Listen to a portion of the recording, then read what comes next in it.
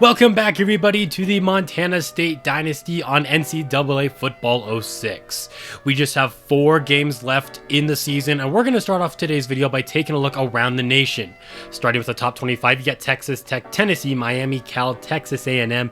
You got Michigan, Ohio State, Texas, Oregon State, a team we lost to earlier this year, Iowa, Wisconsin, Oklahoma, UTEP, USC, Purdue, Virginia, Nebraska, UCLA, Louisville, Kansas State, LSU, Oregon, NC State, Alabama, and finally Auburn.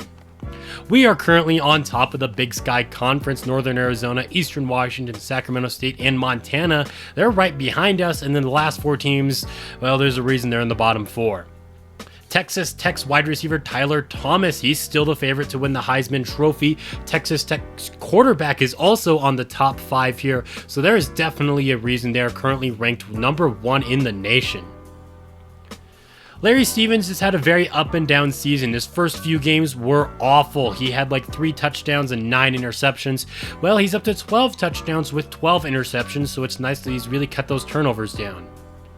We haven't been able to run the ball very efficiently, but Tyrone Madigan has come in every now and again, and he's just broken off some nice long runs. Vince Robinson is averaging over 4 yards a carry, but it doesn't really feel like that in the game. Receiving-wise, Martin Anderson is on top of everything when it comes to that. Curtis Brown and Larry Lane right behind him. Then you got Vince Robinson getting involved in some of the receiving game, and we really got to get our tight end Ben Collins more involved. He only has 5 catches on the season so far. Kirkpatrick leads us in tackles. He also has 11 TFLs. Max Lloyd has 15, which leads the team. Those are kind of crazy numbers. Almost the equivalent of sacks, really, if you think about it, because you're bringing down the guy in the backfield. We do have a good number of sacks, and then Cameron Whitaker, the only guy with multiple interceptions on the team currently. And then Jason McMillan, 9 for 10 kicking so far. He's only missed 1 field goal. Robert Herron is going to be missing today's game, so Don Stovall is going to be quarterbacking Eastern Washington. And you know what? He hasn't been that bad so far. 14 touchdowns to just 3 interceptions. Over 400 yards and 6 TDs for the senior running back Matt Crumpler. Already over 1,000 yards for their leading receiver Corey King. He has 41 receptions and 8 touchdowns. Their offensive line is okay, it looks like. And then looking at the defense, Walker leads them in tackles. They also have 2 players with multiple TFLs. Derek Dukes has 6 sacks on the season, and Mark Wagner leads the team in picks. They are a little bit banged up going into this game at 4-3. They are 3-1 currently inside of the Big Sky Conference, and they are one of the 4 teams that do still have an opportunity to leapfrog us there, but we are in control of our own destiny currently when it comes to the Big Sky Conference, trying to get our 3rd, I believe, title of this series so far, but we want more than a Big Sky title. I don't think we're going to get it this season, just the way the season started, but I definitely think we are building up a team that could maybe, if they develop nicely, be talented enough to go to a bigger level possibly. Eagles with the football to start off today's game. They're going to start off by throwing an incompletion. Now Stovall fires to the left side here for King, making the reception. 12 more yards to his season there.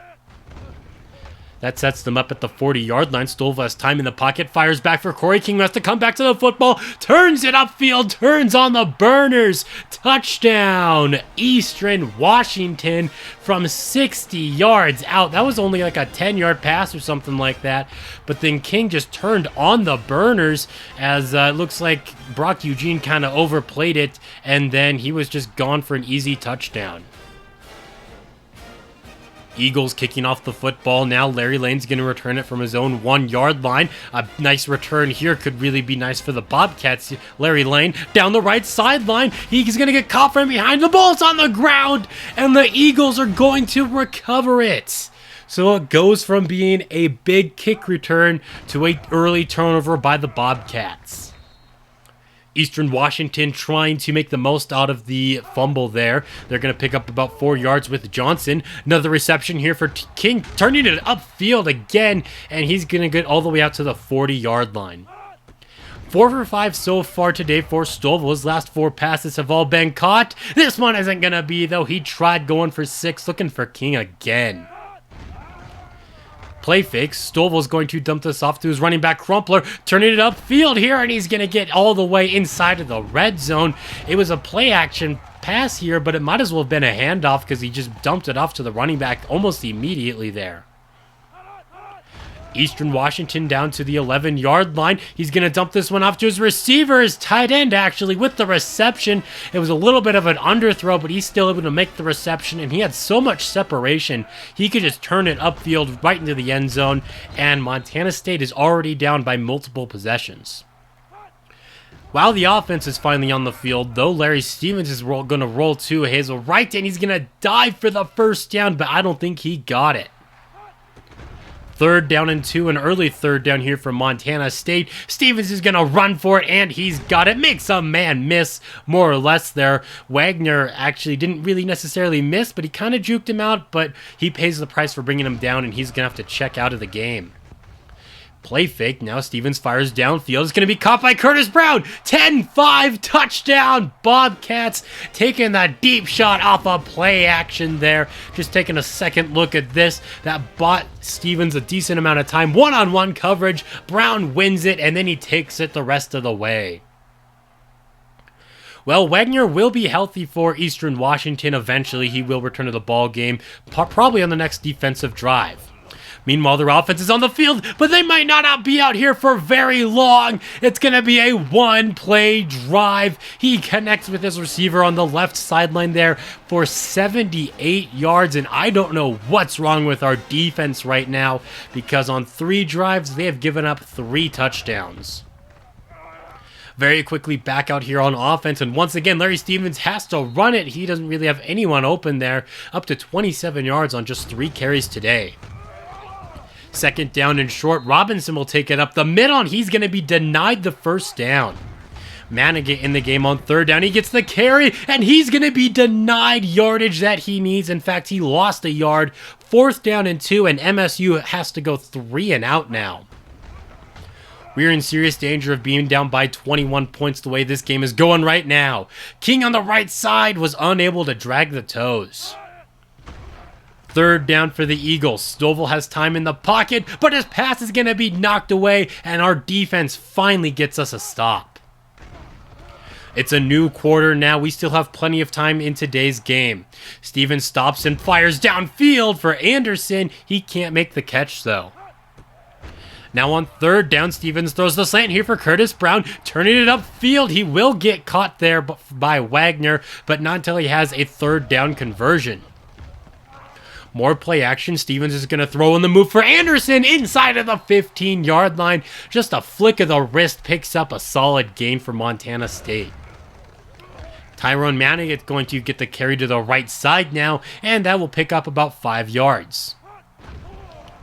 Stevens going to the end zone on this next play. Incomplete, intended for Larry Lane.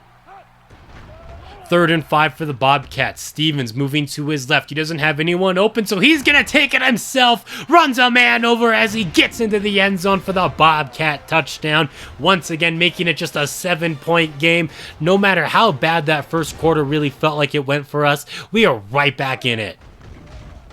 Eastern Washington trying to hold on to their lead. Instead, he's going to be sacked almost instantly by Marcus Kirkpatrick. 3rd and long. Stovall steps up in the pocket. Broken up by James Green, and the defense gets us another stop. Stevens and the offense are back out here. He's going to run this one to the left side, sliding down after he picks up 6. An option play. Now Stevens pitches it out to Robinson. He has 1st down yardage and a few more after that. 65 rushing yards for the Bobcats so far. A lot of that on the legs of Larry Stevens. And he's out here throwing interceptions now, trying to connect with his tight end, Ben Collins. But that was just a bad overthrow there by Stevens. I don't even think I can be blamed for making a bad read. That was just a bad overthrow. Looking at the replay here, it was a little bit of a wobbler and just way out of reach for Ben Collins. So Eastern Washington with another turnover, their 2nd of the ball game, or the 2nd one that's gone in their favor at least. Can they convert this 3rd down and short there? No, they cannot. Knocked away at the line of scrimmage, and the Bobcats defense gets a 3rd straight stop. Stevens fires off his back foot on the ensuing Bobcat drive and connects with Martin Anderson downfield. Not always advisable to throw it off your back foot across your body, but Martin Anderson got pretty wide open there and made a huge play. Trying to tie the game up on this drive, Stevens is going to throw that the last second. He's got Brown inside of the red zone there. He had a running lane, but instead able to connect with his wide receiver. Now Stevens fires back to the end zone, and it's caught by Larry Lane. That's another Bobcat touchdown, and this game is now tied up at 21 apiece. Eastern Washington is going to try to take this lead back, though, before the end of the half. Instead, it's going to be intercepted. James Green, pick six, touchdown Bobcats, and we're going to take our first lead of the game just before halftime. He forced that one to King there, or he was trying to, or James Green just baited him badly into a throw. And what a tale of two quarters, really. Sometimes they talk about the tale of two halves. That was the tale of two quarters. First quarter was all in favor of Eastern Washington, but second quarter went all our way. Just Vince Robinson's fourth carry of the ball game to start off the second half, but it's easily his best. Now downfield, Curtis Brown making another great reception, and I believe he's over the century mark after catching that bomb. He's putting together one of his best games of the season so far. Cooking at the Eastern Washington 26-yard line. Stevens connects with Anderson over the middle, who dives for the end zone, and we're gonna score again. Man, it feels like we are unstoppable right now, and touchdowns are going all around. Brown has one, Lane has one, now Anderson has one, plus Stevens has run for a touchdown. Man, things are going real good for us right now. Another interception on the next drive by Eastern Washington. It's Jesse Schroeder, one of the many freshman middle linebackers on this squad. Looking to capitalize off of the turnover, it's Curtis Brown again, and this is really getting out of hand. In a game it felt like Eastern Washington was dominating, all of a sudden MSU is now dominating this. 4 more touchdowns for Larry Stevens, who threw 5, I believe, in last week's game against Idaho. This pass is going to be dumped off to Corey King, but he is going to be well shy of the sticks on third down, and the defense gets another stop after they couldn't seem to get a single stop in the first quarter. But now here's another turnover from Montana State. On first down, Vince Robinson lost the football, and that is exactly what the Eagles needed at this point in time. They still have about half of the third quarter and the fourth quarter to go, and the way the momentum has been just swinging around in this game, they could very well get back into it. They're going to need to convert this third down, though, and they're not going to do so. Broken up by the freshman Kevin Orts, making a fantastic play there. Unfortunately, the Bobcats end up going 3 and out on the ensuing drive, so Eastern Washington's offense is going to get a couple more shots. Late in the third quarter, ball's on the ground, picked up by Eastern Washington, but still a strip sack there by Kirkpatrick. Possibly the last play of the quarter, and it's going to be broken up by Brock Eugene on third down. Eastern Washington's going to punt it away. At this point in the game, you got to maybe consider going for it, I would say. Just, nothing's really impossible. Crazier things have happened. Instead, Larry Lane's going to be running free down the right sideline. He tried setting up his blocker there. It doesn't really work, but still gets into Eagles territory. And Brown's going to make another big reception here. Stevens floats this one out to him. Over 300 yards for the quarterback in back-to-back games now, I do believe. I think he had over 300 yards in last week's matchup against the Vandals.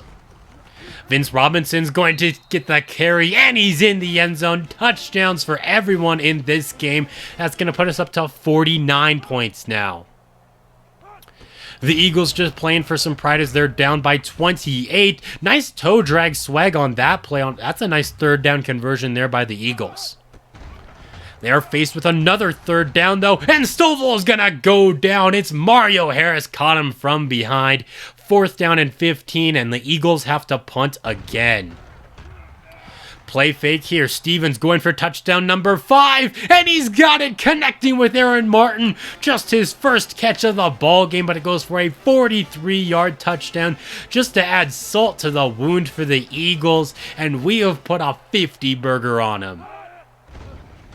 This pass is going to be intercepted, and everything that could go wrong for Eastern Washington is going wrong right about now, and the fans have had just about enough of this. Back out here on offense, looking to throw on 3rd down and 7 despite there being less than a minute to go in the game, and Stevens is greedy and gets picked off here. That's going to be our 4th turnover of the ball game. Actually, the few fans that are still in the stands are celebrating whatever they can celebrate with a 56-21 loss. We did turn the ball over 4 times. I mean, we probably could have easily put 60 on these fools if we didn't do that. Man, what a quick swing of momentum in this game, though. I was really worried in the first quarter. Like, our defense couldn't stop a bloody nose, it felt like, much less their offense. And then all of a sudden, there was like a switch that just flipped. Our offense was just playing a whole lot better, and the defense did not give up another point after that 3rd touchdown there. It was 21-7, and the final score, 56-21. Once again, we couldn't get much of a ground game going, but the passing game was working just fine. Almost 200 yards for Curtis Brown, 2 touchdowns for him. The other ones went to Lane Anderson and Aaron Martin. And then the defense played really good. We got ourselves a good handful of TFLs, 5 sacks on the game, 2 of them for Kirkpatrick. We also got 3 interceptions, and James Green took his back all the way for a pick 6. And with that impressive win, quarterback Kevin Fuller has committed to Montana State. He must have been pretty impressed from these last 2 games from us. I'll tell you, I sure was. And then Larry Stevens, not only did he get the Offensive Player of the Week in the Big Sky Conference, he got it in the entire NCAA. Offensive Player of the Week. That's the first time that's happened on offense or defense for any of our players in this series. And then James Green, he got Defensive Player of the Week in our conference.